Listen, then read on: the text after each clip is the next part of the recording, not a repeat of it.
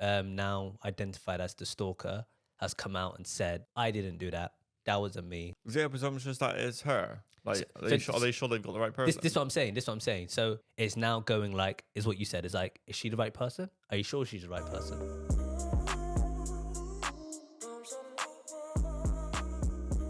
We are back with another episode, people, and we are back with your main boy, Kaireem, and the legend himself, Jordan. We got something there. We got something. Yeah, we are back with another episode. What's good? Hope everyone's doing well. Hope everyone's doing right. Yep. Enjoy the last episode. Enjoying the episodes. Yep. Better subscribe right now. I'm gonna wait. 3, 2, 1. Sort of just. I like the video while you're here as well. Yeah, exactly. Now this episode, people, we are doing an update. If you don't know, there should be ready an episode out of Baby Reindeer. It's the biggest thing popping at the moment in, I guess, in the West at the moment of the world, USA and UK. No, that's East side. What's that? Damn it. It's the number one thing on Netflix at the moment, and it's everywhere. It's a UK original based like origin, where it's come from, about a stalker and a guy who's been stalked by a stalker. But before we get into it, because this is an update on it after her being, well, I won't go into it yet. We're going to go into the quote of the day first. So, quote of the day, Jordan. There's no better way to grow as a person than to do something every day that you hate. Oh, yeah, that is true, actually. Because obviously, once you give it a go, you start to realize it's probably not that bad. So it's the idea of striving towards something that you really want, but unfortunately, you got to sacrifice a lot of things on the way. So if it's the case of having to do something extra on the side of your day, then you might have to consider just putting yourself out, and you're gonna hate it because it's in a long run until you get the results. So gym is a perfect example of doing something you hate. You're gonna have to use more fuel. You're gonna have to use more energy. You're gonna have to buy more stuff for your protein shakes and your pre-workout. It's something. It's the case of like, you're going to hate it, be like, oh, I've got to work out because I wish I was already like big, or I wish I was skinny. So it's the idea of, if you want to progress something and you want to become successful in it, then you might have to do something every day that you hate. That's true. I do believe in that. Talking about that, I hate to say it. What I hate about myself is I remember little things and I'm like, oh, that would be cool to say, to expand on what you mean, what you're saying. But then I have no idea what it's about. As in, I couldn't tell you anything about it. Do you know what I mean? I'm so bad. But I saw this thing about this girl on a video. She goes out on a yoga mat and lays in the street just to lay there. And the whole concept is being in a place that's uncomfortable. Right. To make people go up to you and be like, why are you doing that? She obviously goes up to them and be like, oh, I'm just doing something to obviously make myself feel uncomfortable. Right. The more I do it, the more confident I get. So when I do something weird, it's obviously... I don't feel like uncomfortable doing it. Yeah, it's just natural. Yeah. It's second nature. Yeah, but she called it like stupid, like something therapy. And I was just like, this ain't something therapy. It just annoyed me, man. Is she by any chance American?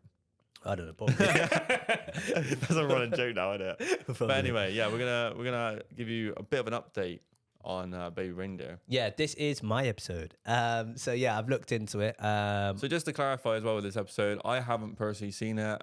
I'm too busy to watch it. I'm not gonna lie to you. So I think for these types of episodes, it's good because Kaireem's got all the knowledge. So I'm bouncing it off from a first-hand opinion. Cool. I don't have a judgment on already seeing it. So I'm completely anonymous to this as well. All right. Perfect. I'm completely anonymous to this personally, not as well, because obviously he's got the information. But no, crack on, mate.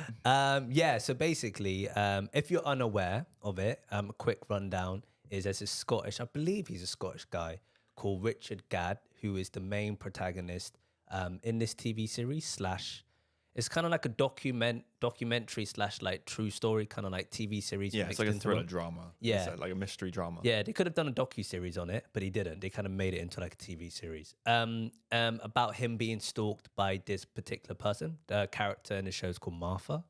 And there's a particular actor that plays her. And yeah, basically it's just a narrative about his life story of him being stalked for about, I think, 2 years roughly, or maybe 3. And I think it was 3 years, like you said last time. Yeah, and then also of him being raped at the same time. So this is the aftermath. So what's happened is they found the real person. Well, my assumption from what I've seen so far and the back and forth of everything is this is probably the closest person to the real person. With what the lady that's now identified as the stalker has come out and said is basically going, I didn't do that. That wasn't me. So everyone's kind of hearing her out a bit. Is there a presumption that it's her? Like, are they sure they've got the right person? This is what I'm saying. This is what I'm saying. So with her coming back now and speaking her voice upon the situation, it's now going like, is what you said. Is like, is she the right person? Are you sure she's the right person? Kind of thing. Right. But before she had a moment where she could speak out, people were like, this is her. So what happened was the public, the internet, basically found her, I believe in like less than a few hours. It didn't take that long. They basically took the information from the Netflix TV series, the actual messages that were sent. So if you watched it, you haven't watched it. So in episode 1, let's say, I think I described it before, but it'll probably say like, let's say, it popped up at the beginning actually saying it was a true story. After that, this is not word for word or frame for frame. It's just what I can kind of remember. It will show a paragraph. It will have the keyboard typing, and it will, but that was on point. What I heard from my ears, that was on point. Continue on. And the words will come up. It'll be like the words will like appear. Like a typewriter. Yeah. So people would take those parts because those messages were apparently, from what we are aware of, actual messages that were sent. Right. Gotcha. So people took those messages and obviously put it in a Google search, Twitter search, and they found her. Right. So, and they found roughly the time and the year and the certain words that were said that she actually typed up. Right. And sent to Richard Gadd, who's the main protagonist. Right. So the lady's called Fiona Harvey. Protagonist being the good person in the story, just for any terminology people out there. Cool, thanks, man. I actually thought it was just the main lead. That's we have had this conversation before. You get a protagonist being the good person or like the positive side, and then you got the antagonist being the villain. That makes sense now. I actually thought it was just the lead. Fair. Shows you don't listen. I'm joking. But yeah, anyone who wants the terminology wording for it, then yes, protagonist. I only say that because you said it. So she's gone on Piers Morgan. Why she's gone on Piers Morgan? So basically, once they found out who she was getting bombarded. Right. Death threats, people calling her. It got like really to a point where it was just like overwhelming. So, but I guess many people probably wanted to interview her. Somehow Piers Morgan got her to be interviewed. And she said, the reason why I've come on, because I feel like you would be fair. She feels like he would kind of just like, she said that he's actually been in a situation himself. He's actually been stalked before in his past. But he's quite an honest person, open, it's uncensored. I saw shorts that she was basically saying that he was more inclined to be more like understanding of the opposing story. That's why she went on rather than like a patronized individual. Yeah. So exactly. Even though people would say Piers Morgan is patronizing, but like she felt like she was more comfortable with the situation. Exactly. Yeah. She thinks he would give him a fair reasoning. Yes. Perfect. So overall, bro, she feels like she's offended by the situation. She feels like she's been disrespected. This is her now on Piers. So she's now on Piers Morgan's interview, just to clarify things a bit. So she feels like she's been disrespected, that she's being depicted as this stalker. Obviously, whether you were aware, we mentioned it previously, and when we talked about Baby Reindeer, it was a play originally in Edinburgh. That's where it was launched. That's where it was originally, yeah. Yeah, it was a play back in, I think, 2014 or 15. It sounds weird saying that because she was stalking him around that period of time. It must have been after. I don't know the actual time, kind of like when it happened. But however, it was in Edinburgh. It was a show. Then Netflix reached out. He sold it to Netflix.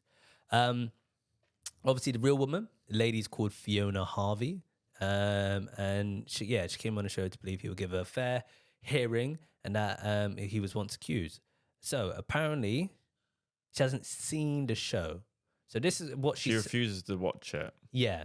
Based on the short I watched. Okay, fair. So Piers basically said to her, "Have you seen the show? Are you aware what the show is? Have you looked at it yourself?" She's like, "No, I haven't seen it." What I don't like about the whole interview in general is there's parts I believe she cracks, and there's parts that just doesn't make sense to me. So she says she hasn't seen the show, but out through the whole interview, she keeps on mentioning parts in the show, and then she keeps on saying, "Oh, I found out today about it," or "Someone spoke to me about it," or "Yes, it was a situation where I was in this, your staff told me this morning." Actually, she said something like that. Your staff told me about this morning, but she's always saying stuff within the show. She's like letting on more than what she's originally saying. Yeah. And during the whole thing, as they obviously go into it and they break it down, she mentions that she says she's only seen him 2 to 3 times. So this Fiona Harvey has only seen Richard Gadd 2 to 3 times. And she's basically saying that he's made this whole thing up. This whole like enemy, this antagonist. There you go. What is it? It's just made up. Yeah. It's made up. Like, I don't know where he's got this information from. I don't know what he's created. Everything is just made up. But weirdly enough, she does so say that she obviously has been speaking to him for like 2-3 months. So when Piers kind of questions her about a few things, she goes, she's only seen him 2 to 3 times. But when he questions her about the messages, because he refers back to these tweets that she has sent. This is how people found her. It was like people found you because obviously they typed in the words from the show into the internet and they found you. So he's obviously quoting these tweets and she's like saying something like, "It's only that like, we were communicating for like roughly like 2 or 3 months." But then it double backs on what she says when I'm like, well, in the actual interview, you said you only seen him like 2 or 3 times. So it's very odd. I feel like personally during the whole thing, she's constantly cracking and saying stuff. She's capping. Yeah, that just doesn't make sense. Right. So basically, my concept is, well, from viewing it, is what did I say? That's it. There you go. It's basically what I wrote is, so Richard Gadd is obviously made up. She's saying he's made it up. She's gone, I've only met him 2 or 3 times. What I don't get is, if she's met him 2 or 3 times and he's made it up, how on earth has he created this whole stalker concept, this whole reality of saying someone stalked me, here's evidence, this is what's happened, giving it to Netflix if you've only met him 2 or 3 times? Why would someone be that out of their own mindset to create something, to put on a play, and then eventually be like, oh, Netflix is going to do it, and then be like, oh yeah, I'm going to send it to Netflix? I don't think someone will go that far. It's kind of the case of like her saying, I've only met him 2 or 3 times, but then she's gone to the extent of having to go to a show to then say, it's not me. Yeah. And it's almost like that's weird. Like, why would someone go out of their way so much, like you say, to make something? Yeah, to make something up. And then if you've only interacted to go on like bit. national like YouTube channel of Piers Morgan and be like deemed that you're being accused of doing something when you haven't. Like, why would you go to that extent if it wasn't real? Yeah, exactly. I think the biggest thing she was worried about was she was getting bombarded. Bro, people are crazy, man. The internet is crazy. When you said like, oh yeah, the internet found her, I was like, I'm not surprised. Internet's mad. But they're sending her death threats, man, and they're calling her. I think that's another reason why she went on Piers Morgan, is to stop that. It's to say her piece, to be like, stop sending me stuff. Which is kind of ironic. It's almost like a friendly, like a friendly protest. Basically, just going on the show, basically saying like, call you crap, right? I've been told I've done X, Y, Z. A whole thing's been made about a situation that apparently I've done. Now I'm getting all this abuse. I'm getting all this negativity. Can you stop? Yeah. And if it is true, karma, innit? It's kind of like karma. But then, if it was that bad, why didn't she then just sue that Rob guy? So that's what's happening at the moment. So, she's actually saying it? Yeah, she's suing. Oh, mate, I hope it's out. So, due to everything happening now, she's now suing him and suing Netflix. Mad. She's now got lawyers involved, and they're basically taking it further to obviously, basically sue. What I'm saying is, if she wins, like, fair play to her. Because, like, for what we know, we're only told, like, the primary story. So, like, as a consumer, we wouldn't know any different. Yeah. So the idea of a new show going on as a stalker is like, oh, I'm intrigued by drama. But the problem they have with Netflix, so this is what I also want to say, is, there's a lot I need to say, but they've quoted is a true story, and Netflix only quote is a true story if they can verify it. Exactly. How have they got the verification now? So this is where it kind of goes in. This is where it kind of goes into it a bit more. Right. So basically, Richard or Netflix are stating that this stalker, well, it could be Fiona, who knows, has sent 41,000 emails, 350 voice messages, 744 tweets, 48 Facebook messages and 106 letters in that course of the time. So the time all of it happened, now I've got that exact dates, 14th of August of 2015 to the 22nd of March 2017. So that's when she stalked him. Those are the messages that sent. She obviously denies it as she has. But basically what Piers has said to her is that you're denying it. Because obviously, as you said, a true story. Apologies. As I mentioned, obviously Netflix is saying it's a true story. They have to obviously have evidence. Richard can provide that. So the reason why they've quoted that is because Richard's come back saying these are the 41,000 emails. These are the 350 voice messages. Netflix have gone to Parliament and actually said on oath that this is based on a true story. And they basically said the evidence he's provided is all legit kind of thing. So there shouldn't be a reason. There shouldn't be...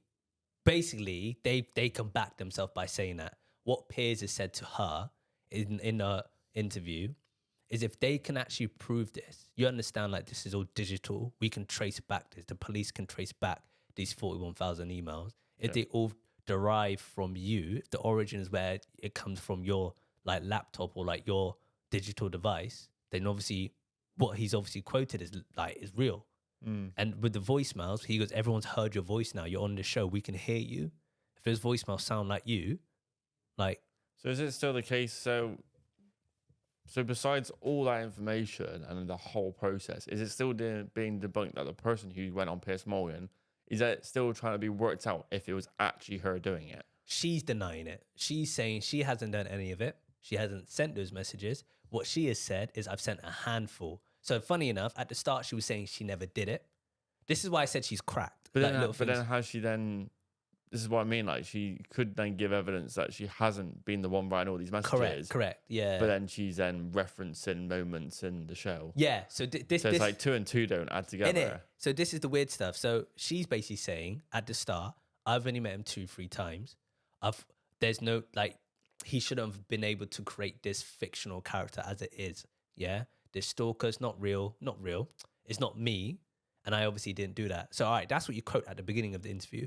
Once Piers Morgan starts to get into her and obviously ask stuff, and obviously says, you've sent all these numbers, she's like, well, I've sent like a handful. I'll probably send 18 messages. Well, I've sent a letter. Or Piers is like, oh, so you sent a letter? Yeah, I've sent one letter. Okay, you understand, if you sent that one letter, we can prove that one letter. That handwriting matches up all your other letters. It's probably you. She's like, basically, she's like, if he can do it, he can do it. But I'm telling you, it didn't happen. It's like she's in court and she's just going, no comment. That's just what I'm hearing. Like, yeah. She's just like, no comment. Just like, oh, how do you explain it? No, like, I might have met him, but no comment. Yeah. That's what it sounds like. So they go into it more, man. They went into the Fellas podcast. You know the Fellas podcast? I do know, yeah. Calfreezy and Chip. Yeah. Basically, there's a whole theory. One of their editors basically said, so Netflix and Richard Gadd have basically stated that they've done everything in their power to make sure that you can't find a real person. So they've done everything in their power to make sure... they've stated that like you won't be able to find a real person, like, straight. I don't know if Netflix have said it by oath, but Richard Gadd has. He's basically said it like on his like social media platform. We've done everything in our power to obviously disguise like the real person, obviously, who's the stalker. The whole concept is for you not to find the stalker, but to like enjoy basically what I've obviously created with Netflix. So what's his opinion on the person who's now being interviewed by Piers Morgan? So he said nothing. So after all of this, bro, he said nothing. He's not commenting on it. He's basically saying that he's not gonna talk about it anymore. That's the latest information I found. He's basically stated he won't say anything about this anymore or any further. But one of the editors on the Fellas podcast said he has a theory that he did it on purpose. So if you look at the character who plays Martha, who's the stalker, I hate to say it, she's a very large woman. She's got a Scottish accent. She puts on. Why do you hate to say it? Because I know people get it. They come at you, bro. This is an unfiltered podcast, all right? She is a large, to a degree, woman. Yeah. Not obese, but a larger woman. Yeah. Well, beg to differ, but yeah.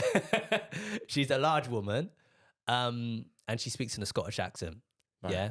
If the actual Fiona, she's a very large woman, and she speaks in a Scottish accent. So Piers' point is, if you wanted to hide it all, you wouldn't find someone that looks so similar to her. you wouldn't find someone speaking a Scottish accent. You would have done something in a completely different way to say that you couldn't find this person. Yeah. So that's the argument. So podcast, the fellas, one of the editor's theories, he did that on purpose so people can find her. Interesting. Interesting. It's like all these little different dots are like being found, but like they're not linking up. Yeah. So even it's like, oh, that's the situation, but then that's been said and that's been said. So then how have you then got to that situation? But then this is happening. It's all a bit of a twisty maze. Yeah. What I don't understand also is someone said this on the internet, bro. When he said it, I think I saw it on one of Piers Morgan's Uncensored thing. I think I saw it on that, which is brilliant. So everyone on the internet has somehow found this Martha, which is Fiona Harvey, the stalker, let's say, somehow found who the stalker really is. But the person who raped him, who's a public figure, who's actually well known, somehow we can't identify him. People are saying that as well. She states she's a lawyer in the program. She actually is a real lawyer. She actually did get a degree or I don't know what you would call it. I think you mentioned that before, yeah. Yeah. The weirdest part about it is I'm trying to read what I wrote. Yeah, so she's a real lawyer. That's it. So she was in law like in the early 90s. She's like 50 something years old, bro. She's like 58. Yeah. She was a lawyer. She got worked or headhunted by this woman called Laura Ray, who's basically married to this guy called Jimmy Ray, who was like a Glasgow MP, part of the Labour Party at the time. And apparently Laura, so Ray, basically said that Fiona was hard to work with, said that she had inappropriate behavior, and she denies that. She goes, that wasn't the situation. She said she claims that she walked out because the staff were rude, and most people walked out of that Labour Party anyway. And Fiona's claiming that wasn't a nice environment. It's got nothing to do with me being inappropriate. She was a trainee lawyer. Weird enough, days later, that Laura person basically stated that she harassed her. So Fiona harassed Laura and her family.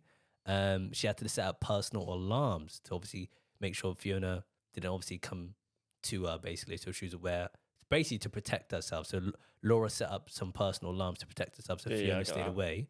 And then it went far as Fiona given her interim interdict, I think it's called, to stop contacting her and her husband. She denies it. So Fiona denies it. She said that she never served it. The initial documents never went ahead and there was no hearing. That's what Fiona's stating. But what Piers is stating, we can finish off on this part. Yep. What Piers is stating is there's two types of people that don't know you, have met you at two different times, saying you've harassed them. Like that's just a coincidence. And she, in the interview, bro, she was so defensive of that interim thing. She was basically like cutting him off every single time. And I was like, there, you're cracking again. I was like, you're showing your true nature. Like, this is what the stalker was like in the program. Like, they were a bit aggressive when you didn't have it your way. Yeah. So, yeah, Piers is like that. He goes, this doesn't make sense how two people that don't know you are saying you harassed them. And it happened in these particular times. She's like, nah, it didn't happen. Just been in denial about everything, basically. Yeah. Mad. There's still more to go into. That's probably loads of... Bro, there's so much. So there's not enough to obviously say in this episode, peeps. This was kind of like a short one. I just wanted to get Jordan's thought on it. Little update. Yeah, just a kind of update for you guys. We can wrap up here, bro. So comment below your thoughts. What's your opinions on the uncensored interview that you've seen with Piers Morgan and Fiona Harvey? If there's anything I might have missed out, please let me know. And obviously, we can talk about it in the comments below. Let us just know your thoughts. Yeah, as I said, it's now going further. She's trying to sue Netflix, and let's see what happens after that. See what happens. But yeah, as you know, people do subscribe. Do comment below.